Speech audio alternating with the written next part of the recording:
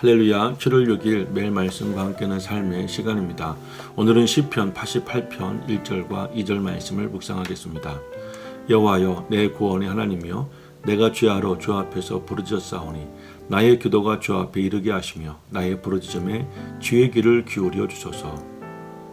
예수님 시대 때 성전에 올라가는 순례자라고 하면 반드시 지켜야 될 법칙들이 있었습니다. 그 중에서도 샌들이나 지팡이 그리고 전대주머니는 성전에 가지고 올라갈 수 없다는 조항이 있었습니다.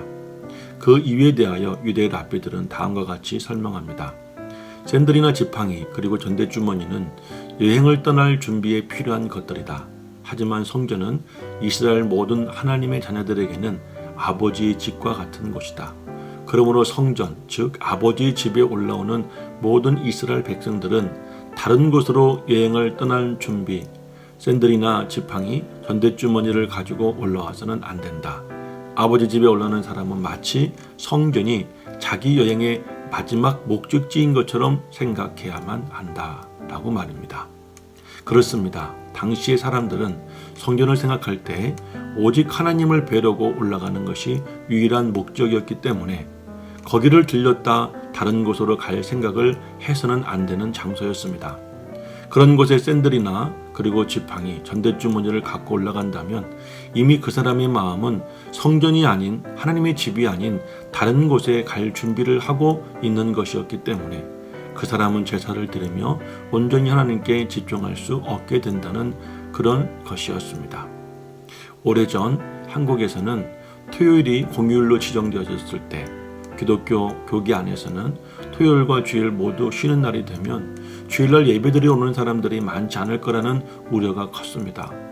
그래서 어떤 목사님은 성도들에게 야외로 놀러 가시더라도 아침 예배는 드리고 가세요라고까지 부탁을 했다고 합니다.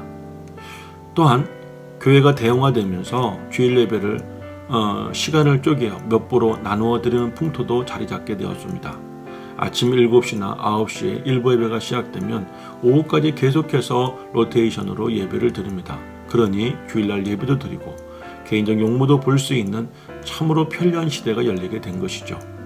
그러한 모습이 아예 교회에 오지 않는 것보다 낫겠다고 위안도 해보지만 예배는 오직 하나님께만 정신을 집중해서 드려야 된다는 예배의 본질적인 것과 그리고 성전시대의 사람들이 그 본질적인 목적을 달성하기 위해서 아예 샌들이나 지팡이 그리고 전대주머니조차도 성전에 가지고 올라가지 않았다는 그 자세를 생각해 본다면 오늘날의 성도들이 예배에 임하는 태도가 어딘가 하나님 앞에 부족함을 우리가 느끼지 않겠습니까? 그러던 중에 코로나 시대가 열리고 비대면 비접촉 사회로 빠르게 전환되어져 가고 있습니다. 정부에서 가장 눈여겨보고 있는 우려하고 있는 공동체는 여러 가지가 있지만 그 중에서도 종교 집단이 단연으뜸입니다. 이미 신천지라고 하는 최고의 인원과 조직력을 자랑했던 이단 사이비 모임 장소에서 집단 감염되어 전국에 전파되었던 신뢰가 있었고 최근에는 서울과 수도권 전남을 중심으로 대형 교회에서 감염 사례가 많아지고 있습니다. 그래서 교회 예배도 비접촉, 비대면 예배로 빠르게 전환되어 실시간 인터넷 예배를 드리는 교회가 많아지고 있고 조직 예배와 식사 모임, 소그룹 모임은 중단된 지 오래되었습니다. 아직까지는 최대한 비접촉, 비대면 하는 방법 외에는 더 좋은 대안은 없는 것 같습니다. 그런데 교회가 이보다 더 큰 문제가 생겼습니다. 코로나가 시작되면서 떠났던 수많은 그리스도인들이 아직 교회와 예배로 돌아오지 않고 있는 것입니다.